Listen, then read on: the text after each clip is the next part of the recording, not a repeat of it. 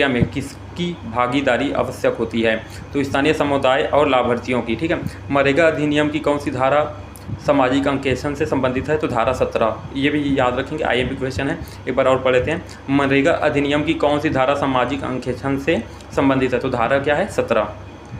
सामाजिक अंकेक्षण कितनी बार किया जाना चाहिए? तो प्रत्येक 6 माह में एक बार, मतलब साल में 2 बार। ठीक है। सामाजिक अंकेक्षण का संचालन कौन करता है? तो ग्राम सभा। ये भी रिपीटेड क्वेश्चन है, IMP है। सामाजिक अंकेक्षण के लिए कौन सी संस्था जिम्मेदार होती है? तो सामाजिक अंकेक्षण इकाई, सोशल ऑडिट यूनिट, SAU। ये भी IMP क्वेश्चन है। एक बार और पढ़ लेते हैं। सामाजिक अंकेक्षण के लिए कौन सी संस्था जिम्मेदार होती है? तो सामाजिक अंकेक्षण इकाई, सोशल ऑडिट यूनिट, SAU। सामाजिक अंकेक्षण में मुख्य रूप से किन दस्तावेजों की जांच की जाती है? तो कार्य योजना, भुगतान रजिस्टर और मास्टर रोल की जांच की जाती है। सामाजिक अंकेक्षण का प्रारंभिक प्रयोग किस देश में हुआ था? ये अमेरिका में हुआ था।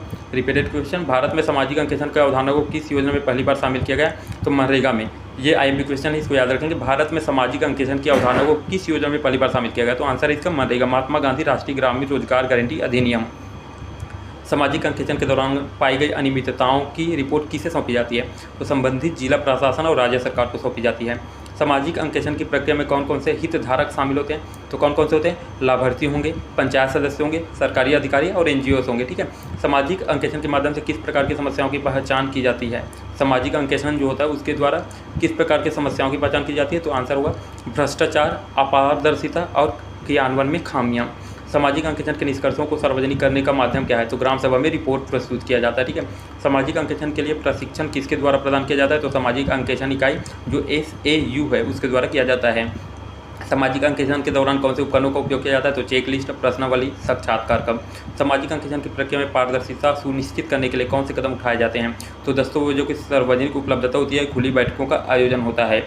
सामाजिक अंकेक्षण के दौरान यदि कोई अनियमितता पाई जाती है तो क्या कार्रवाई की जाती है? जांच कर संबंधित अधिकारी के खिलाफ कार्रवाई किया जाता है। ठीक है। सामाजिक अंकेक्षण का कानूनी आधार क्या है? तो मनरेगा अधिनियम 2005। ये IMP क्वेश्चन है। सामाजिक अंकेक्षण का कानूनी आधार क्या है? तो मनरेगा अधिनियम 2005। ठीक है। सामाजिक अंकेक्षण के लिए आवश्यक डाटा कहाँ से प्राप्त किया जाता है? तो सरकारी रिकॉर्ड, लाभार्थियों से साक्षात्कार। सरकारी रिकॉर्ड से और लाभार्थियों से डायरेक्टली साक्षात्कार या उनसे पूछा जाता है। सामाजिक अंकेक्षण की रिपोर्ट कितने समय के भीतर प्रस्तुत की जानी चाहिए? तो 15 दिनों के भीतर उनका रिपोर्ट सबमिट करना होता है।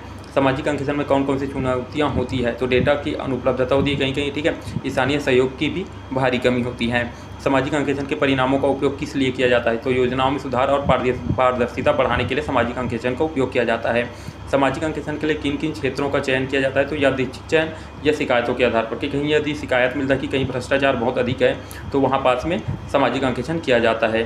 सामाजिक अंकेक्षण के दौरान कौन कौन से दस्तावेज अनिवार्य होते हैं? तो मास्टर रोल, भुगतान रजिस्टर,